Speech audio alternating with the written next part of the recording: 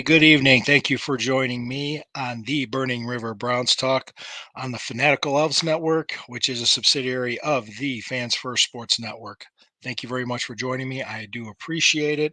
I am Lou Marconi at L Marconi 251 on Instagram and at L Marconi 1973 on Twitter X.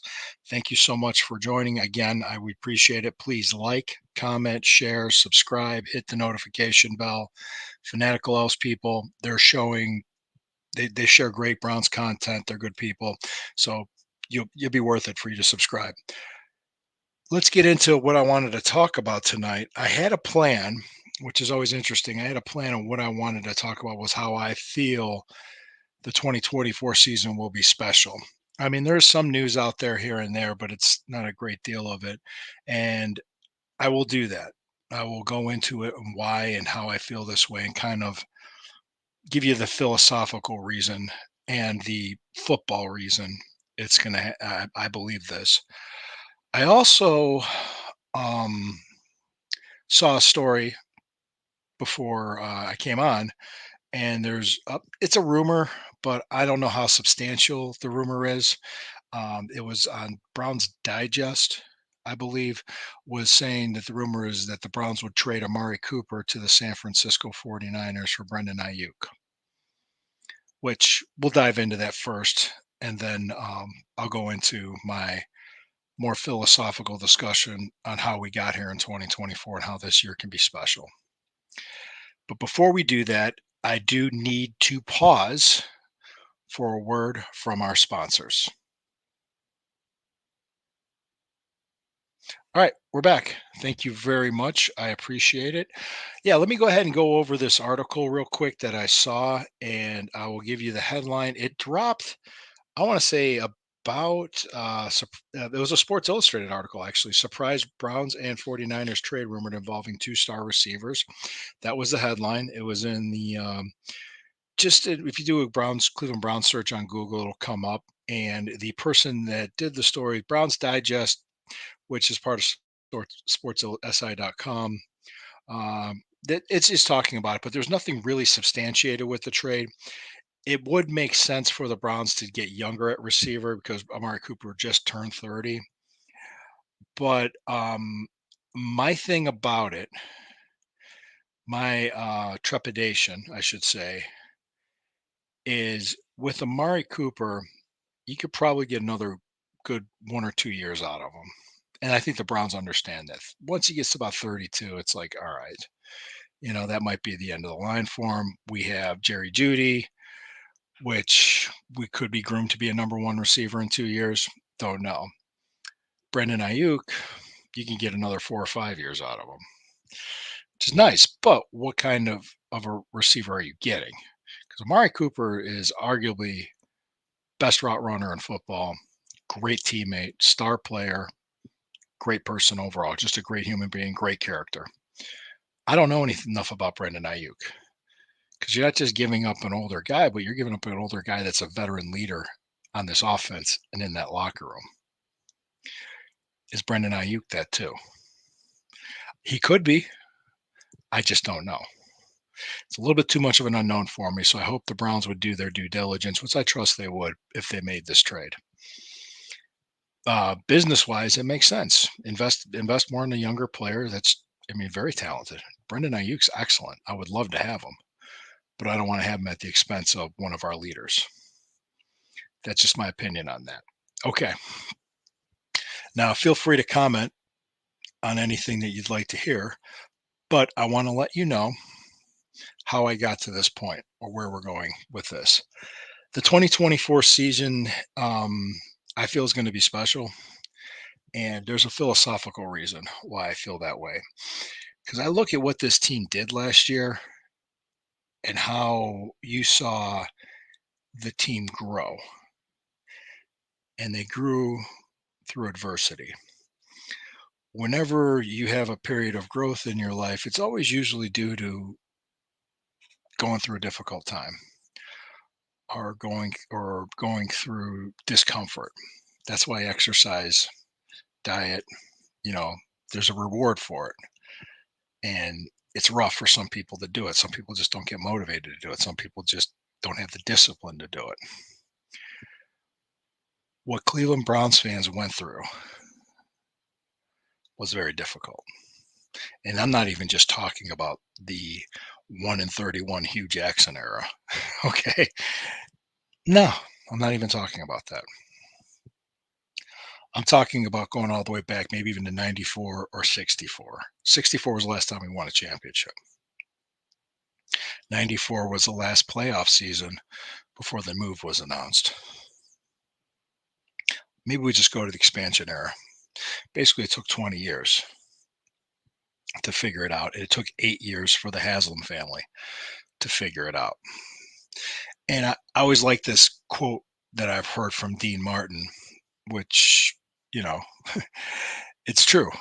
He said, good decisions come from experience, and experience comes from bad decisions. There was a lot of bad decisions made by the Haslams, but they got it right.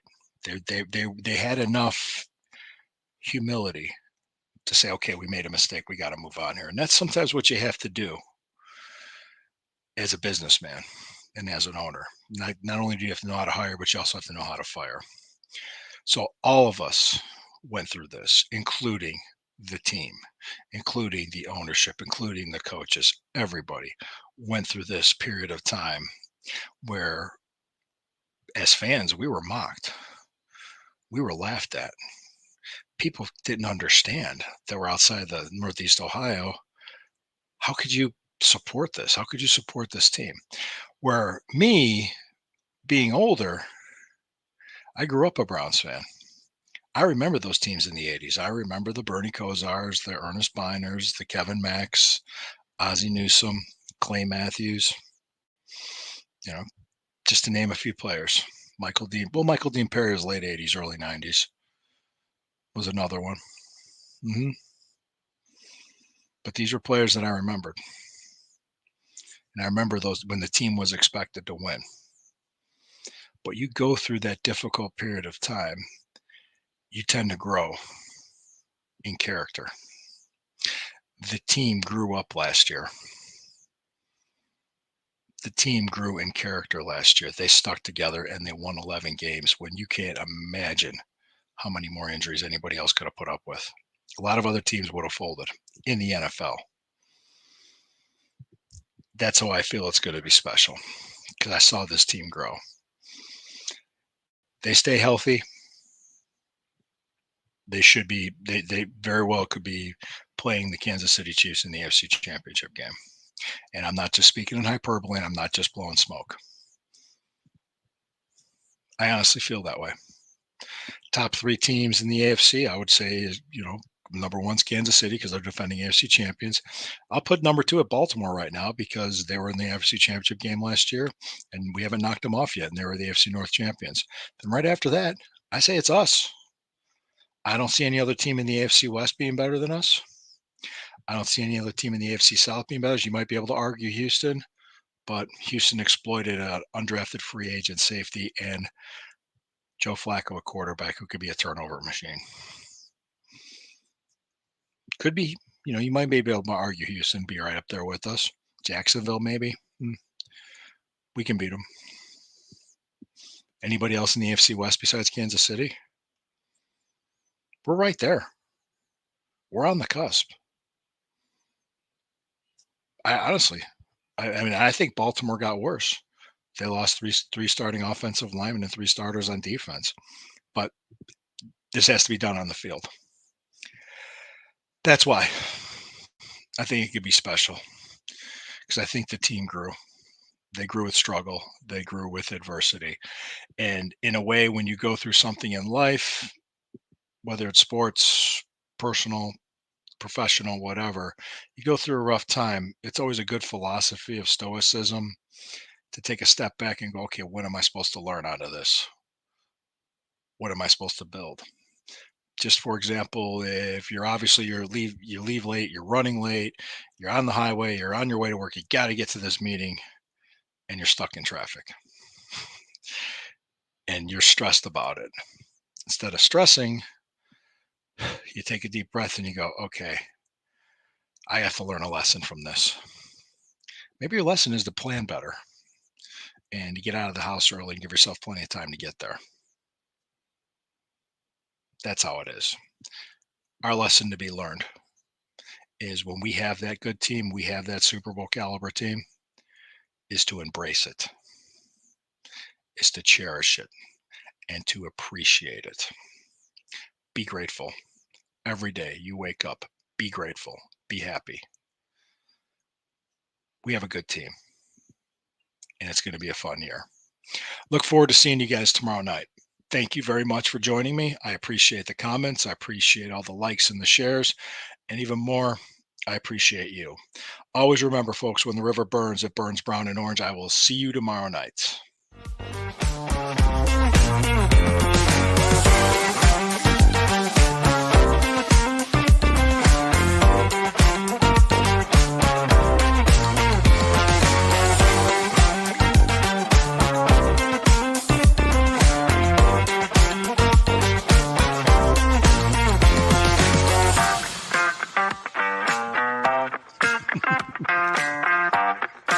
Got you there, my dogs. I got you on.